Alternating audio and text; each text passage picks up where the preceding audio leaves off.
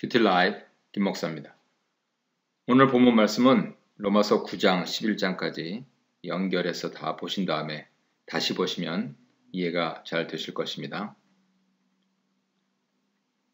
유대인에게 특별한 무엇이 있는가? 라고 제기될 수 있는 질문들에 대해서 사도 바울은 로마서 3장 1절로 8절에 그것을 다룹니다. 먼저 1절 보겠습니다. 그런즉 유대인의 나옴이 무엇이며 할례의 유익이 무엇이냐? 범사에 많으니 우선은 그들이 하나님의 말씀을 맡았음이니라. 바울은 모든 면에서 많은 유익이 있다. 특별히 그 무엇보다도 하나님 말씀을 맡게 되었다. 이렇게 말씀합니다. 단지 주어진 것이 아니라 맡겨졌다. 이렇게 말씀합니다. 그것을 가지고 하나님의 이름을 높이고 하나님 구원을 땅끝까지 퍼뜨려야 하는 사명과 함께 받았다라고 하는 점을 강조하시고 있는 내용입니다.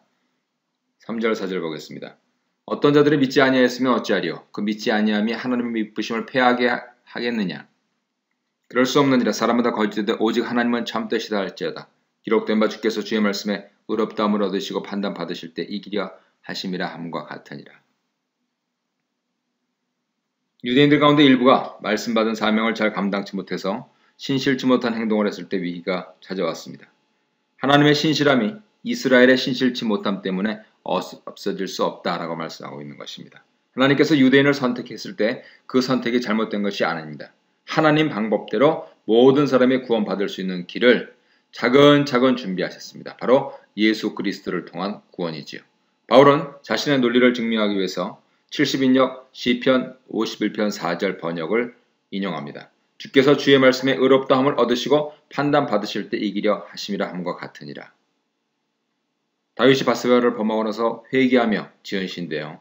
다윗은 자신의 신실치 못함이 하나님의 신실함을 무너뜨리지 못한다라고 고백하고 있는 것입니다.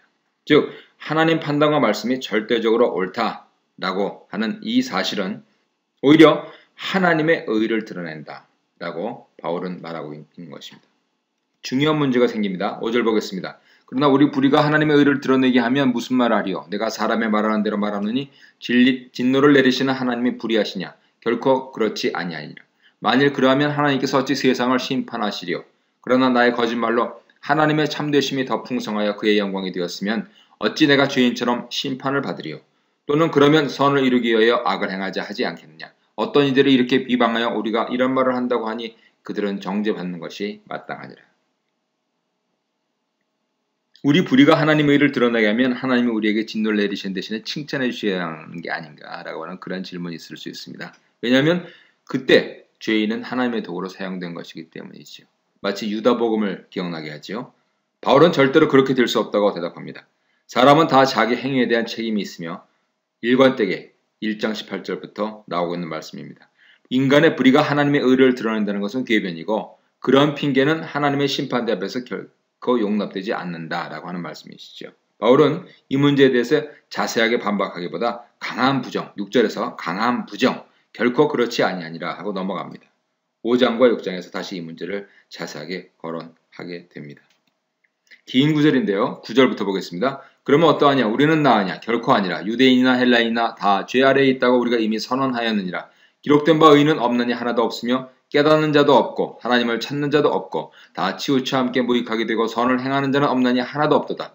그들의 목구멍은 열린 무덤이요 그 혀로는 속임을 일삼으며 그 입술에는 독사의 독이 있고 그 입에는 저주와 악독이 가득하고 그 발은 피 흘리는 데 빠른지라. 파멸과 고생이 그 길에 있어 평강의 길을 알지 못하였고 그들의 눈앞에 하나님을 두려워함이 없느니라 함과 같으니라. 바울은 이제 다시 본 주제, 인류의 죄의 문제에 돌아와 결론을 내릴 제비를 하고 있습니다. 유대인이나 이방인이나 다 죄 아래 있게 됐다는 것이죠. 단순히 도덕적으로 틀렸다는 이야기가 아니라 죄의 주권 아래 있다는 것입니다. 10절에서 18절은 로마서에서 가장 긴 구약 인용인데요. 죄의 보편성에 대한 구약 증거들을 나열하고 있는 것입니다. 바리새인들은 모세오경을 다 외우려고 했고 평생 하나도 범하지 않으려고 서원했는데요. 사도 바울은 토라, 모세오경뿐만 아니고 예언서와 시가서까지 포함시키면서 삶의 모든 영역에서 죄의 능력이 드러나고 있음을 보여줍니다. 그 내용은 10절, 12절에서는 하나님께 대한 범죄, 13, 14절에서는 말의 범죄, 15, 17절에서는 이웃에 대한 범죄로 구분할 수가 있고 그리고 하나님에 대한 두려움이 없는 죄인의 상태 18절로 종결 짓고 있습니다. 마치 앞서서 내면에 인간관계, 하나님의 그러한 죄와 비교할 수 있겠죠. 이처럼 죄가 보편적으로 인류를 장악하고 있는 것을 말씀을 통해서 증명하고 있습니다. 마지막 19절 20절입니다. 우리가 알거니와 무릇 율법이 말하는 바는 율법 아래에 있는 자들에게 말하는 것이니 이는 모든 입을 막고 온 세상으로 하나님의 심판 아래에 있게 하리 함이라. 그러므로 율법의 행위로 그 앞에 의롭다 하심을 얻을 육체가 없나니 율법으로는 죄를 깨달음이니라. 1장 18절부터 시작된 바울 논중의 총결론입니다. 하나님 앞에서 그의 심판을 통과해 무죄 선고를 받을 수 인간은 아무도 없다라고 하는 것입니다. 율법을 통해 죄를 깨닫게 한다라고 하는 것은 7장 7절에서 12절 사이에 더 자세히 설명될 것인데요. 거기서 율법은 죄가 무엇인지, 나아가서 율법이 요구하는 것을 사람이 지킬 수 없다는 사실을 알게 하는 기능을 한다라고 자세히 설명되어 있습니다. 율법을 받았든 율법을 받지 못했든 과연 내 마음을 하나님께 드리고 성령으로 인치심을 받아서 사는 길만이 영생의 길이 됩니다.